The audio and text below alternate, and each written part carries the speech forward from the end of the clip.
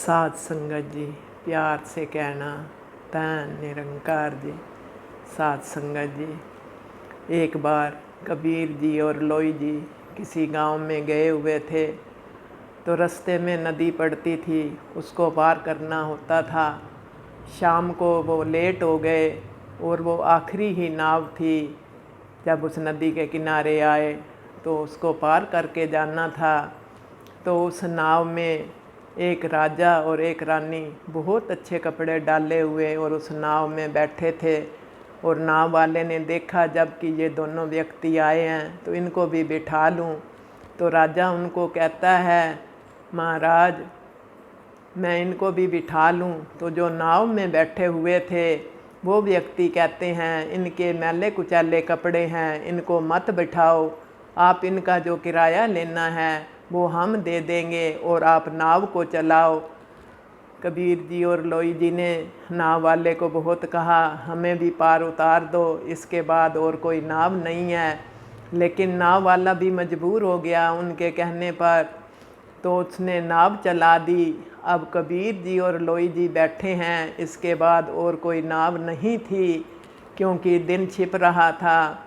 तो अब लोई कहती है कबीर जी को, महाराज अब कुछ करो, अब क्या होगा, रात का समय हो रहा है। कबीर जी कहते हैं, लोई ये शिला पड़ी है, पत्थर का टुकड़ा था एक चौरस। कहते हैं आप ये शिला को उठा के यहाँ ले आओ और इसके ऊपर हम दोनों बैठ जाते हैं और इस प्रभु का सिमरन करते हैं। साध संगत जी, लोई जी ने वो पत्थर उठाया और उसके ऊपर दोनों बैठ गए और कबीर जी और लोई दोनों ही सिमरन करने लगे कि हे प्रभु अब तो तेरे हवाले है सब कुछ, आप जानो आपके काम जाने। जैसे ही उन्होंने अरदास की तो क्या होता है, वो जो शिला जिसके ऊपर बैठे थे वो अपने आप ही तैरने लग गई उस नदी में।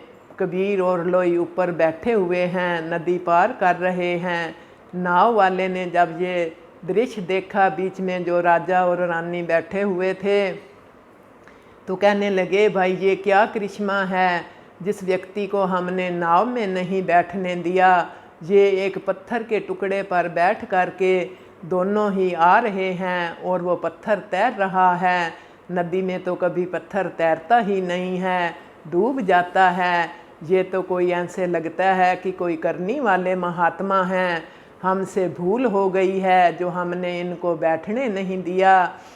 तो कबीर जी पहले पार किनारे पर लग गए, तो साथ में थोड़ी देर बाद वो बेड़ी भी किनारे पर लग गई। जब वो बेड़ी से राजा और रानी उतरे तो वो नमस्कार करते हैं उनको, कहते हैं हमारे से भूल हो गई जो हमने आपको नाव पर नहीं बैठने दिया, लगता है कि आप बहुत पहुँचे हुए महात्मा हो। तो राजा और रानी को लेने के लिए पालकी आई हुई थी, उनके नौकर लेकर के वहाँ खड़े थे। राजा और रानी कहने लगे पालकी में हम नहीं बैठेंगे, इनको पालकी में बिठाओ, हम इनके पीछे पीछे चलेंगे, पहले मेरे से बहुत गलती हो गई है। तो पालकी में कबीर जी और लोई जी बैठे हुए हैं, राजा और रानी दोनों सारे पीछे पीछे जा रहे हैं।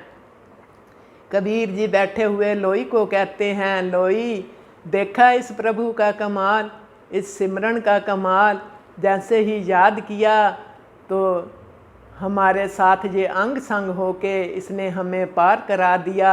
और अब ये जो है इनको भी समझ आई है कि जो परमात्मा के प्यारे होते हैं, परमात्मा हर समय उनकी रखवाली करता है। साध संगत जी, धन निरंकार जी।